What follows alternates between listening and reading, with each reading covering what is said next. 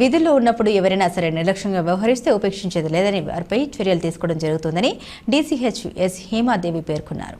గత 2 రోజుల క్రితం బద్వేల్ ప్రభుత్వ ఆసుపత్రిలో సిబ్బంది నిర్లక్ష్యం కారణంగా ఎక్స్పైర్ అయిన మందులను పంపిణీ చేస్తున్నారంటూ వచ్చిన కథనాలకు స్పందించి మంగళవారం డీసీహెచ్ఎస్ హేమాదేవి బద్వేల్ ప్రభుత్వ ఆసుపత్రిని విజిట్ చేశారు. అసలు తప్పు ఎక్కడ జరిగింది, ఎందుకు అంత నిర్లక్ష్యంగా ఉన్నారంటూ వారు హాస్పిటల్ సిబ్బందిపై ఆగ్రహాన్ని వ్యక్తం చేశారు. ఈరోజు బద్వేలు కమ్యూనిటీ హెల్త్ సెంటర్లో కాలం చెల్లిన కాఫ్ సిరప్ని బాలుడికి ఇవ్వటంతో బాలుడికి అనారోగ్యం కలిగింది అనే పత్రికలలో వచ్చిన న్యూస్ని బట్టి మనము ఇక్కడికి అసలు ఏం జరిగింది ఎంక్వైరీకి రావడం జరిగింది. ఇక్కడ చెప్తా ఉన్నాము. ఇప్పుడు ఎంక్వైరీ ఇక్కడ ఇవన్నీ మేము ఆఫీస్లో ఈ ఇష్యూస్ అన్నీ చూసినట్లయితే అంటే ఎప్పుడెప్పుడు మనం రిసీవ్ చేసుకున్నాము, ఎప్పుడు ఇష్యూ చేశారు ఈ డ్రగ్స్ అనేది, ఈ బ్యాచ్ నెంబరు, ఈ ఫోటోలో వచ్చిన ఈ బ్యాచ్ నెంబర్ మనం వెరిఫై చేసినట్లయితే అదే 081 బ్యాచ్ ఇది 7/10/2022 మనము ఏపీఎంఎస్ఐడిసి నుంచి రిసీవ్ చేసుకున్నాము. ఆ రోజుకి స్టాక్ 2,000-3,000 కదా వచ్చింది. 2,000 సిరప్లు మనము 2022లోనే మనము రిసీవ్ చేసుకోవడం జరిగింది. ఇవి తర్వాత స్టాక్ చూసినట్లయితే ఇవన్నీ కూడాను 12/7/2023కి అన్నీ కూడాను డిస్పెన్సరీకి ఇచ్చేస్తున్నారు. ఆ రోజుకి అంటే బ్యాలెన్స్ నిల్లు స్టాక్ మనకి మెయిన్ స్టోర్లో ఏమీ లేవు. 2023 జూలై నెల 12వ తేదీకి అంటే మెయిన్ స్టాక్ అయితే లేవు, అంటే డిస్పెన్సరీలో ఉన్నాయి. ఈ బ్యాచ్ నెంబర్ తర్వాత మళ్ళీ 2 సార్లు మనకి ఏపీఎంఎస్ఐడిసి నుంచి డ్రగ్స్ రావడం జరిగింది. ఇవి వచ్చినాయి. అవన్నీ కూడా చూసినట్లయితే మనము అవి కూడా ఇష్యూ జరిగినాయి. అందువల్ల అప్పుడు ఒక 4,500 ఒక 1000 సిరప్లు మనకి వీటి తర్వాత వచ్చినాయి. అవన్నీ కూడా 12/7/23లోగా వచ్చిన డ్రగ్స్. ఇవన్నీ ఆ రోజుకి ఇష్యూ అయిపోయి బ్యాలెన్స్ అయితే నిల్లండి. ఇవి ఏం చేస్తారంటే మెయిన్ స్టోర్ నుంచి డిస్పెన్సరీకి హ్యాండ్ ఓవర్ చేస్తారు. డిస్పెన్సరీలో అవసరాన్ని బట్టి 200, 300, 500 అలా తీసుకుంటారు అన్నమాట. ఇవి తీసుకున్నాయి అయిపోతూ ఉంటాయి. ఈ కాలం చెల్లిన మందు అనేది మరి ఆల్రెడీ మెయిన్ స్టోర్ నుంచి ఇష్యూ చేసి కూడా సంవత్సరం దాటిపోయింది.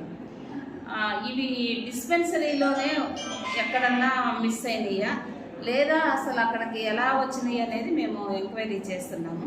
మెయిన్ స్టోర్లో అయితే ఏమీ ప్రాబ్లం లేదు. డిస్పెన్సరీలో మనము ఏదైనా పాత సర్దుకునేటప్పుడు పాతవి కింద కొత్తవి వచ్చినవి అన్ని పైన పెట్టేసి ఆ పైనవి వాడుతున్న ప్రహసనంలో ఏదైనా అడుగున మిగిలింటాయేమోనని ఒక అనుమానంగా ఉంది మాకు. మోస్ట్లీ అలాంటివే జరిగి ఉండొచ్చు ఏమో. 1-2 బాటిల్ ఏమైనా జారిపడి ఉంటే అక్కడ 1-2 బాటిల్స్ జరిగి పడి మూలన ఉంటే వీళ్ళకి యాక్సెస్ ఎట్ వస్తుందిరా? రాదు. జరిగి మూలన పడేది అవన్నీ అదే మేము ఇప్పుడు మాట్లాడాము వాళ్ళతో. కన్సర్న్ ఈ బిడ్డ జితేంద్ర వాళ్ళ ఫాదరు ఆయన శివానంద్ గారితో మాట్లాడాము. మనం ఫోన్ చేయగానే ఆయన వచ్చారు, రెస్పాండ్ అయ్యారు, చెప్పారు. ముందు రోజు శనివారం ఈవినింగ్ 4:30కి వచ్చాము మేము. మాకు ఇలా సిరప్ ఇచ్చారు. నైట్ పిల్లవాడికి వేసాము. వేసిన తర్వాత కొంచెం వాడికి వేయగానే వాంతులు అవి అయ్యాయి. నేను కూడా ఓపెన్ చేసి చూశాను, అది బ్యాడ్ స్మెల్ వస్తుంది, తాగానని కూడా చెప్పారు. నాకు కూడా వాంతి అయింది అని చెప్పారు. చెప్పినప్పుడు మనం అడగడం జరిగింది, మీరు మరి ఒక సిరప్ పోసిన తర్వాత అప్పుడు చూసుకున్నారు, వాళ్ళు కూడా అప్పుడు చూశారు ఎక్స్పైరీ డేట్ అనేది. మరి ఎక్స్పైరీ మందు వేసిన వెంటనే బిడ్డకి ఏమవుతుందో అనే భయంతో మీరు హాస్పిటల్కి వచ్చి ఉండాల్సింది కదండి అంటే మేము పోలేదు హాస్పిటల్కి అని చెప్పారు. పోనీ మీకు గవర్నమెంట్ హాస్పిటల్లో ఇలా అవుట్డేటెడ్ ఇచ్చినాయి మనకి నమ్మకం లేనప్పుడు కనీసం ప్రైవేట్ డాక్టర్కైనా ఎవరినైనా కన్సల్ట్ అయ్యి వెళ్ళారా అని అడిగాము. అడిగితే ఆయనేమో మేము వెళ్ళలేదు, ఓరల్గా ఫోన్లో మనం కనుక్కున్నాము, అది వామిటింగ్ అయిపోయింది కాబట్టి ఇంకేమీ ప్రాబ్లం ఉండదులే అనే ఉద్దేశంతో మేము నైట్ ఎమర్జెన్సీగా బిడ్డను ఎక్కడికి తీసుకెళ్ళలేదు అని చెప్పారు. మరి ఇందులోనేమో నైటు ప్రైవేట్ హాస్పిటల్కి తీసుకెళ్లారు అని అన్నారు. ఆయనేమో తీసుకెళ్ళలేదని చెప్పారు.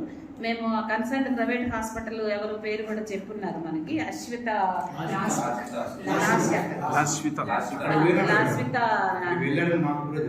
అదే ఇప్పుడు మాకేం చెప్పారంటే నైట్ తీసుకెళ్ళలేదని చెప్పారు, మరుసటి రోజు తీసుకెళ్ళానని చెప్పారు. అది వెంటనే మాత్రం తీసుకెళ్ళలేదు, నైట్ అంతా అట్లే ఉన్నారు.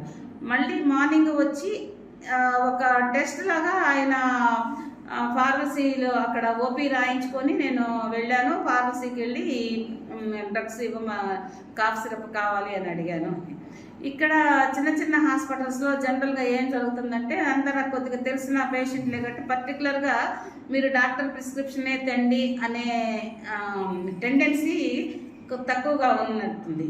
మామూలుగా అయితే డాక్టర్ ప్రిస్క్రిప్షన్ ఉండాలి. ఆ రోజు సండే, మరుసటి రోజు సండే డ్యూటీ డాక్టర్ కూడా ఇక్కడే ఉన్నారు. ఆయన మార్నింగ్ 9 నుంచి డ్యూటీలో ఉన్నారు. బట్ ఈయన ఏంటంటే డాక్టర్ దగ్గరికి వెళ్ళలేదు. బహుశా ఇది అవుట్డేటెడ్ది అవునా కాదా చెక్ చేయడానికి, అది ఎస్టాబ్లిష్ చేయడానికి పొద్దున్నే వచ్చారు కాబట్టి ఆయన డైరెక్ట్గా ఫార్మసిస్ట్ దగ్గరికి వెళ్ళి మాకు కొంచెం కాఫ్ సిరప్ ఇవ్వండి అని అడిగితే ఆయన రిసిప్ట్ చూపించాలని అడిగిన తర్వాత డాక్టర్ గారు రాసిన రిసిప్ట్ ఇవ్వాలంటే డాక్టర్ గారు రాశారా? అతను అదే చెప్పాడు. ఇప్పుడు కూడా డాక్టర్ గారు మీరు చూసి రాశారా? మామూలుగా కంప్లీట్ చెప్తే మామూలుగా రాసిస్తాం. అదే ఎవరికి అంటే అతను వేరే పేరు కూడా చెప్పారు, మురళి అనే పేరుతో తీసుకున్నాము అని చెప్పారు.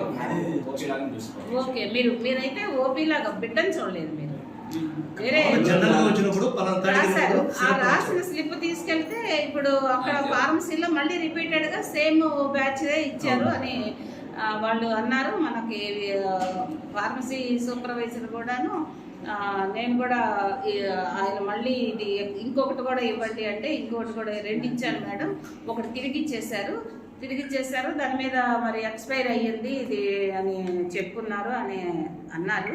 మరి అది ఎట్లా వచ్చింది, ఇది పొరపాటున మిక్స్ అయిందండి, నేను మళ్ళీ మీకు మంచిది ఫ్రెష్ది ఇస్తాను అని చెప్పి ఇస్తుంటే తీసుకోలేదు, వెళ్ళిపోయారు.